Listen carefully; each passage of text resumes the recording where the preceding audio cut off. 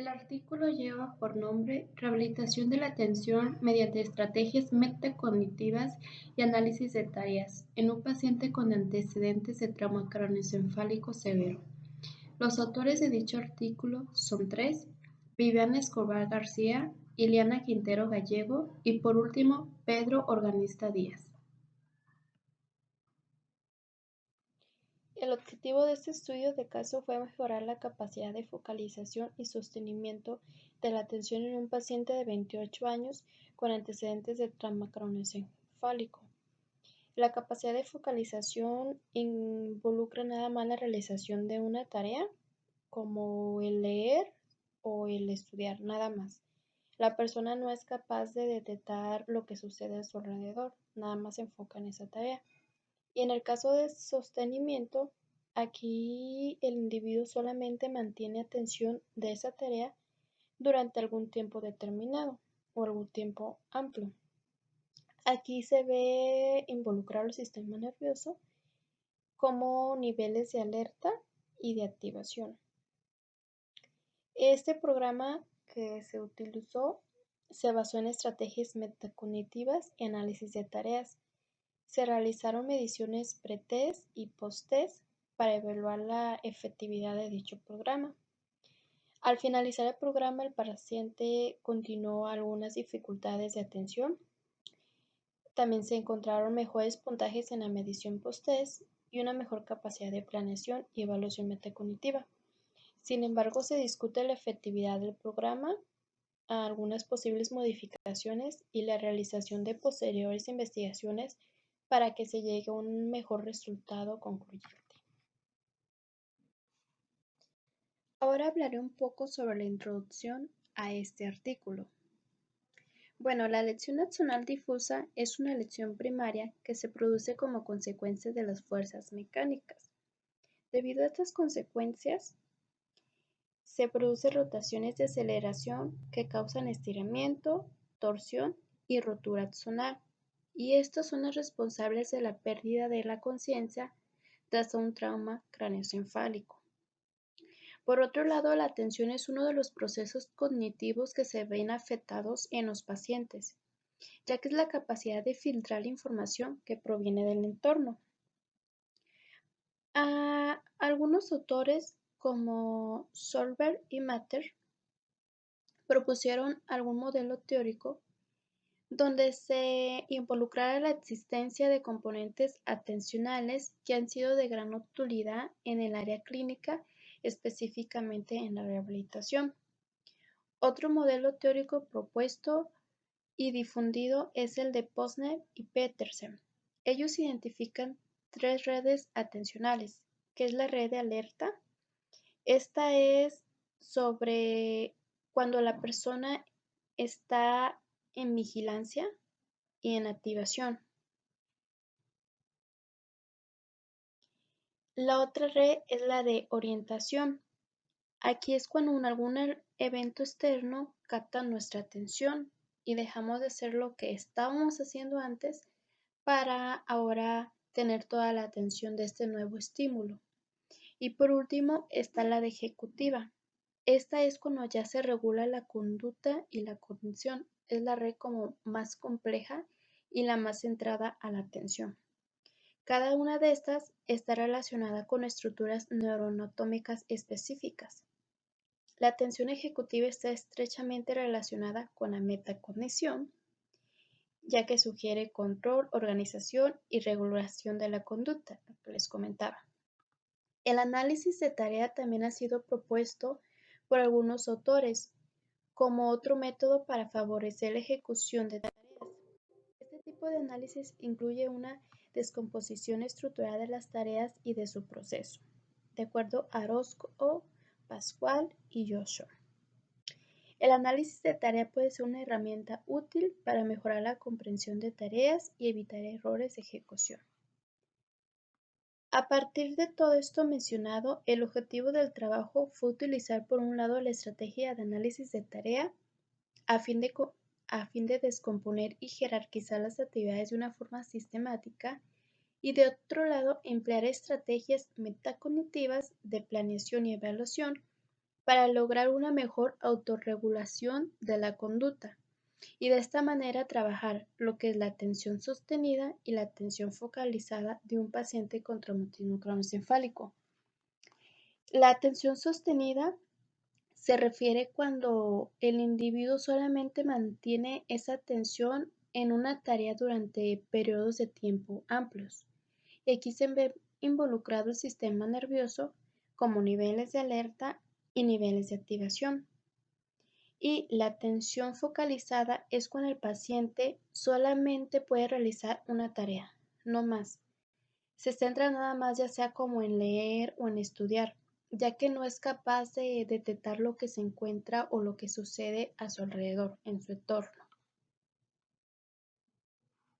Muy bien, ahora paso al método. En esta investigación lo primero que se tomó en cuenta fue la historia clínica o estudios del caso.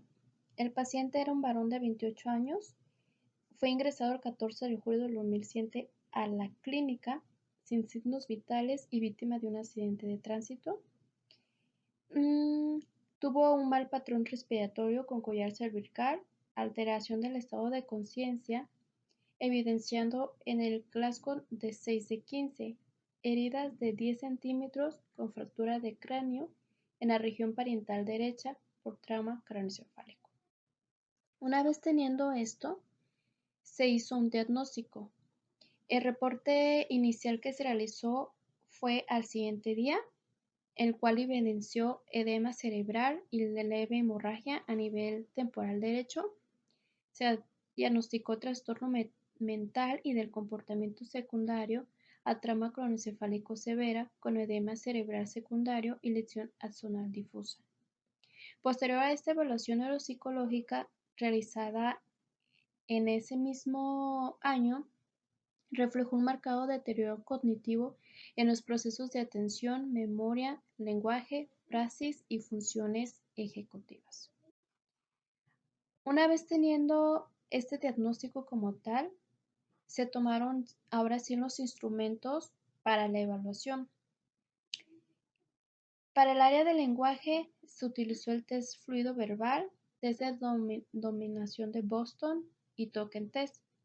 Para el área de atención, que es lo que se enfoca especialmente este artículo, se utilizó el Try Marker Test forma A, Try Marker Test forma B y sus pruebas de la escala de inteligencia Wechsler para adultos, al igual del WISE, dígitos, símbolos y búsqueda de símbolos. Para el área de memoria utilizaron el California Verbal y para evaluar las praxis se empleó la figura del rey, pruebas del reloj. Para el área de funciones ejecutivas se utilizó una subprueba del WISE, Strong, Wisconsin y Torre de Londres. Muy bien, ahora pasamos al procedimiento. Primero se hizo la prueba pretest. En la primera sesión se realizó una evaluación del proceso de atención, con el fin de determinar el desempeño en el cual en ese momento estaba el paciente. La evaluación se hizo con las siguientes pruebas. Fue con la de Try Marker Test forma A, Try Marker Test forma B, test de símbolos y dígitos, test de Strong, test de percepción de diferencias caras y una subprueba de retención de dígitos del WISE. El programa tuvo como objetivo mejorar la capacidad atencional del paciente. También involucró 3 objetivos específicos, que era mejorar la capacidad de focalizar la atención, aumentar el tiempo con el que el paciente mantiene dicha atención en actividades específicas y enseñar estrategias metacognitivas de planeación, control y evaluación. Se diseñaron ejercicios visuales presentados en la modalidad de papel y lápiz, al igual que estímulos auditivos, ya que se utilizaron grabaciones MP3, radio y televisión.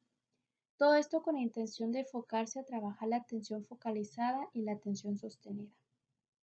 El programa tuvo una duración de 12 semanas, 2 sesiones semanales de 90 minutos cada una, y en cada sesión del programa se realizaron las siguientes actividades, que fue la orientación a la realidad, orientación temporal y espacial, explicación de la tarea de atención a realizar, diligenciamiento de instrumentos de análisis de tarea, entrenamiento en estrategias metacognitivas de planeación, realización de la tarea de entrenamiento en estrategias metacognitivas de control, entrenamiento en estrategias metacognitivas de evaluación y por último, al cierre de la sesión, se utilizó un procedimiento básico de control de la respiración.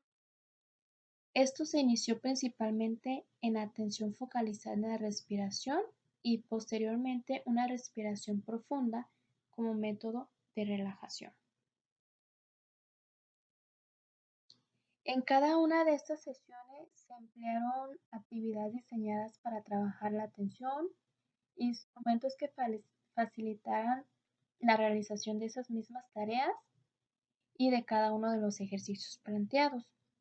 Finalmente, en el post-test se realizó una medición tal cual, al igual que se repitió la aplicación de los instrumentos que ya mencioné correspondientes para la evaluación de la atención. A continuación se muestra en la tabla 1 los resultados de evaluación del pretest y del posttest del proceso atencional.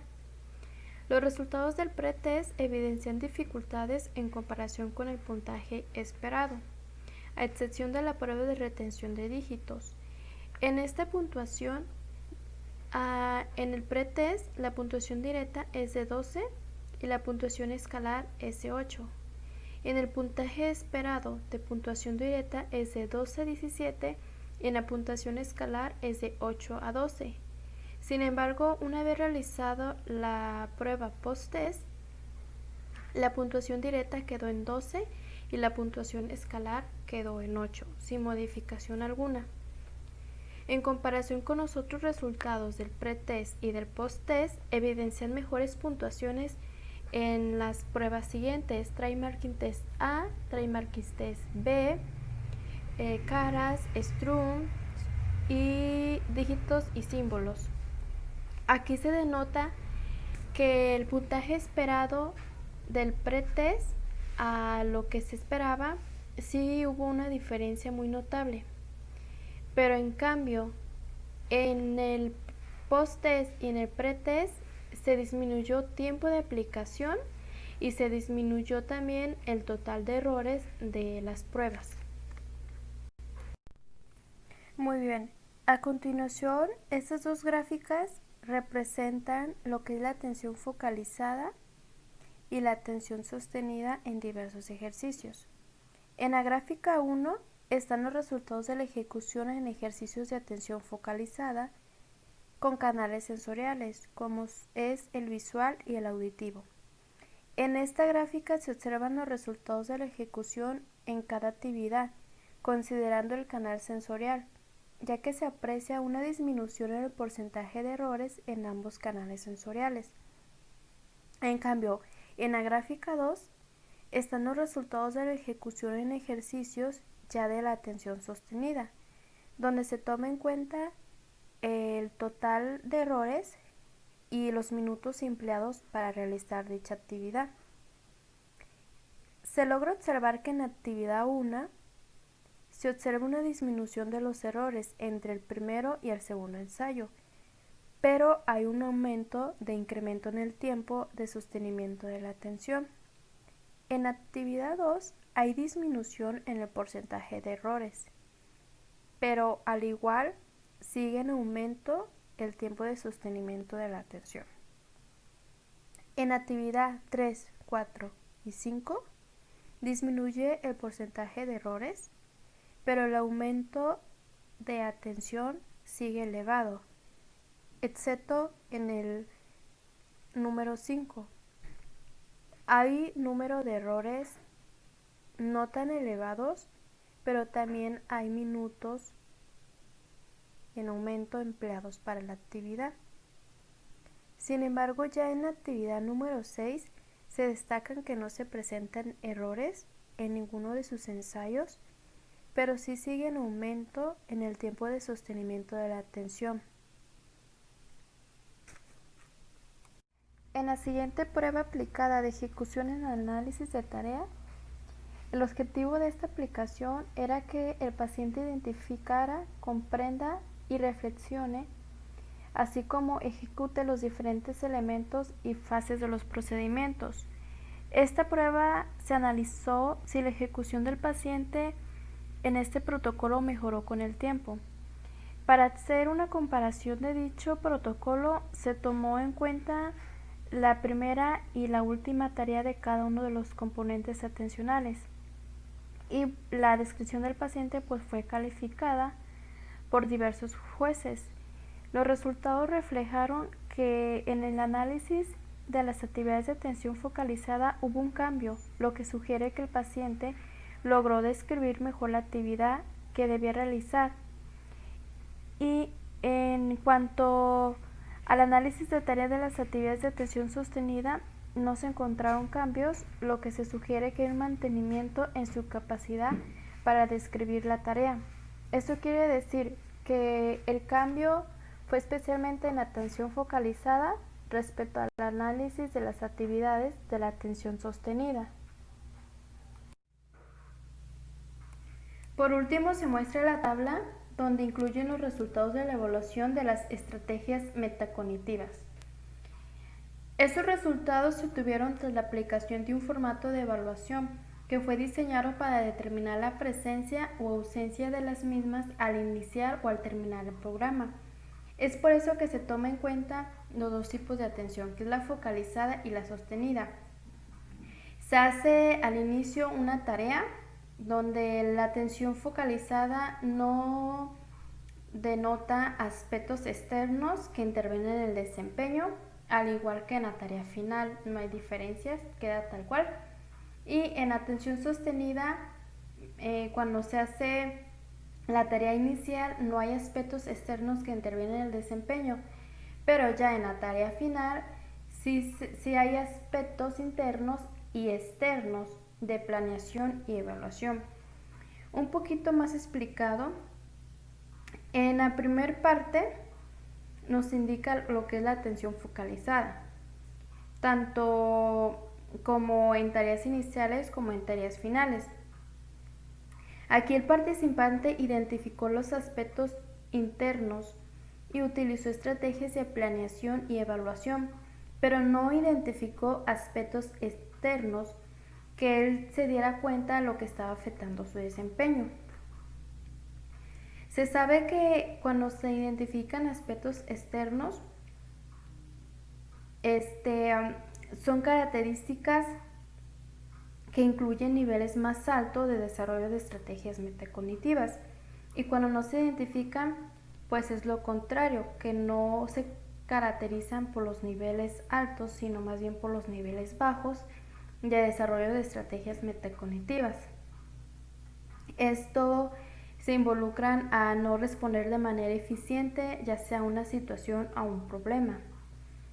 Y por otro lado, en cuanto a la atención sostenida, se presentó un cambio en la tarea final, en la medida en que el paciente logró identificar tanto aspectos internos como externos que podían afectar su ejecución. Además, logró poner en marcha mecanismos de planeación y evaluación, con lo que esto dio un salto pues a nivel más cualitativo, y desde un nivel bajo subió hasta un nivel alto mediante estas estrategias metacognitivas. Y ya para finalizar sobre estas estrategias, pues este avance se correlaciona de manera positiva con el mejoramiento de las habilidades de atención sostenida. A manera de discusión, se considera que los resultados arrojados en evaluación post-test en comparación con evaluación pre-test sugieren que la variable independiente, que fueron los programas de rehabilitación de la atención, tuvo un efecto sobre la dependiente, en este caso que es la atención. Aun cuando el post-test indique cambios, estos no fueron significativos estadísticamente, lo que disminuye la posibilidad de considerar estos resultados como concluyentes. Como se muestran los resultados, el desempeño durante el programa muestra Para las actividades de atención focalizada, una disminución en el porcentaje de errores, lo cual se traduce en un perfeccionamiento del desempeño a medida que avanza el programa. Algo similar sucedió con la atención sostenida, en el cual no solo se evidencia una disminución en los errores, sino también un aumento en el tiempo de sostenimiento de la atención a medida que avanza la actividad.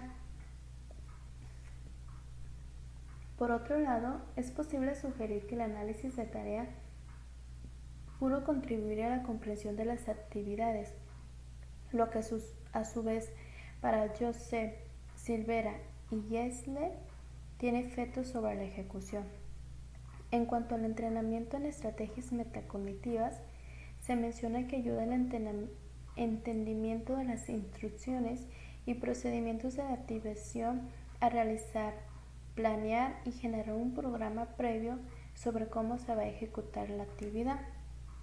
También orienta la focalización en función de la identificación y procesamiento de los elementos y da pautas necesarias para el cumplimiento de la tarea. Finalmente, se consideran los resultados obtenidos en este caso como relevantes para generar programas de intervención cognitiva para esta población de difícil manejo, que incluyan elementos que les permitan a los pacientes comprender los procesos, planear su ejecución y mantener un control permanente, de la misma manera evaluar su propio desempeño. Como conclusión sobre este caso que les presenté, bueno, primero que nada quiero mencionar que el proceso de atención es uno de los más importantes y también es uno de los que cotidianamente se ven involucrados en ciertos problemas a nivel cognitivo. En este caso se dio debido al accidente de tránsito del paciente, el cual provocó una lesión axonal, un edema cerebral, y todo esto involucró para que se diagnosticara y se generara el traumatismo craneoencefálico. Y dicho traumatismo craneoencefálico pues afectó de manera directa la atención sostenida y la atención focalizada. Y así con cualquier golpe, accidente o cosas que pasan cotidianamente, no solamente se puede afectar la atención focalizada o atención sostenida, sino hay más tipos de atenciones que también se ven involucrados y que a la larga la persona pues requiere de ayuda neuropsicológica para que pueda salir adelante. Pero esto también lo mencionaba en el artículo, en una parte final, que no solamente nos quedemos con el realizar test neuropsicológicos, pruebas neuropsicológicas, sino también que se tome en cuenta la familia, que se tome en cuenta cómo es el trato que se da dentro del círculo familiar y cómo se le puede ayudar para que el paciente salga adelante. Entonces creo que es un tema de mucha importancia, que se le debe de dar mucha profundidad, especialmente para hablar de cada tipo de proceso de atención. Y también se requiere de muchas estrategias para que cada proceso sea atendido adecuadamente acorde a las necesidades y a las capacidades del paciente.